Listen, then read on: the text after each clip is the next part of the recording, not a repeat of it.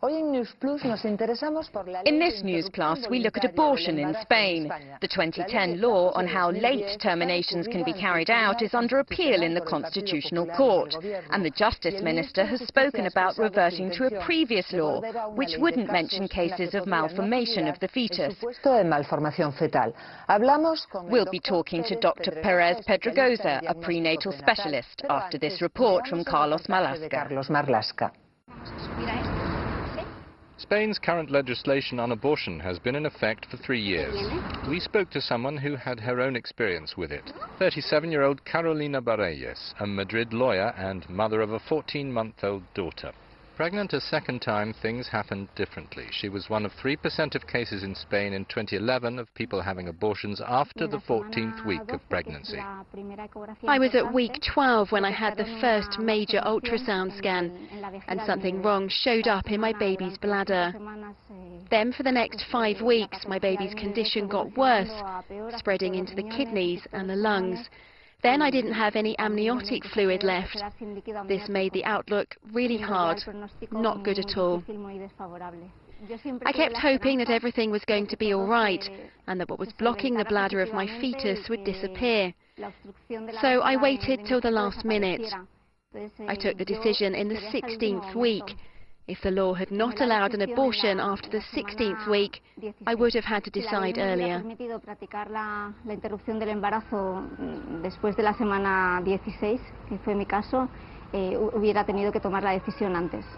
Carolina is a Catholic who voted for the governing Conservative People's Party. She says the choice for her was very difficult, not one she ever thought she would have to make, and she thinks the law should stay as it is. I think women should always have the right to decide during a defined number of weeks, after which, as in my case, we must support the right to live. The law provides for later abortions if a fetus is developing with any malformation. But an association that defends people with disabilities, while it takes no position on abortion, sees basing the extension of the period during which an abortion may be performed legally on the word malformation as discriminatory. The association's president says Spain's law of 2010 extends from 14 to 22 weeks, the allowable time to perform an abortion. It doesn't use the word disabled, but another word that suggests disabled. This is unequal treatment. Unfavorable, based on a disability, even if the law, because that would be politically incorrect, doesn't say disability. That's what we're against.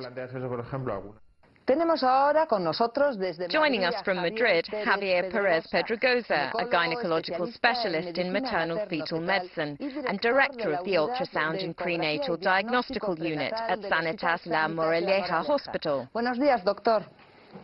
Buenos días. Dr. Pedregosa, in your daily practice, you deal with pregnant women who come to you with serious malformations of the fetus. When can you tell that the fetus won't live outside the uterus? And what do you do in a case like that?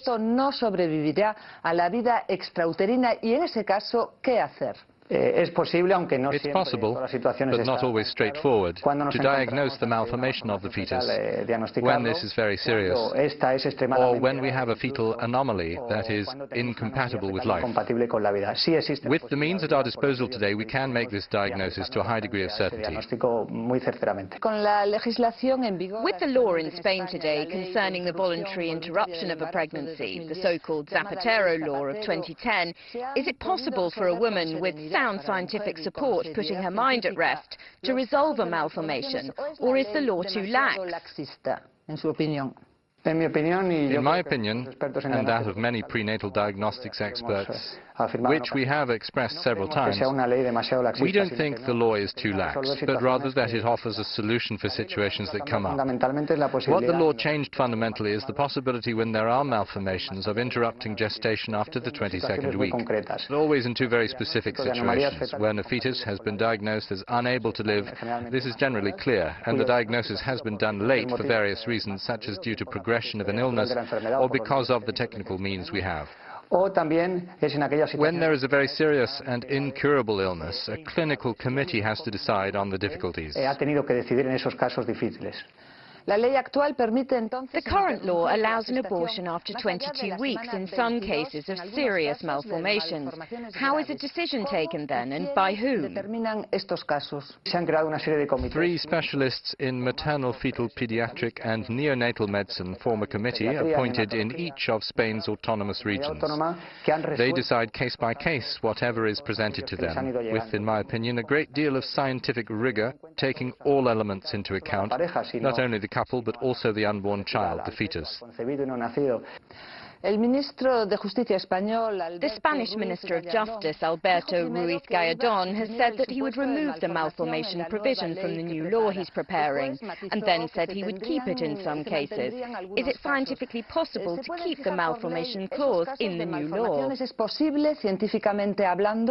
It is possible, but very complicated, since in medicine we always talk about sick people and those who aren't sick. Cases very often are very different. A fetus with a heart malformation may evolve very differently from another fetus which appears to have the same malformation. Sometimes there can be a combination of things. It seems very complicated to us to create a law. There will definitely be a lot of cases that are not thought through. Can you think of a case, obviously without naming anyone, where the problem was solved under the current law, where you think the one that we had before couldn't have helped? We have cases with names. The new law of 2010 let us convince the parents more or less, while explaining it would be good to evaluate the fetus a few weeks later. That new evaluation let us see that the malformation was still there, but it hadn't got worse, and that let us continue with the pregnancy. There are children who've been born thanks to this possibility to wait past the 22nd week before a decision is made, a decision which is hasty in our opinion. Doctor Pedregosa, especialista en diagnóstico prenatal, muchas gracias por sus aclaraciones. Muchas gracias a ustedes.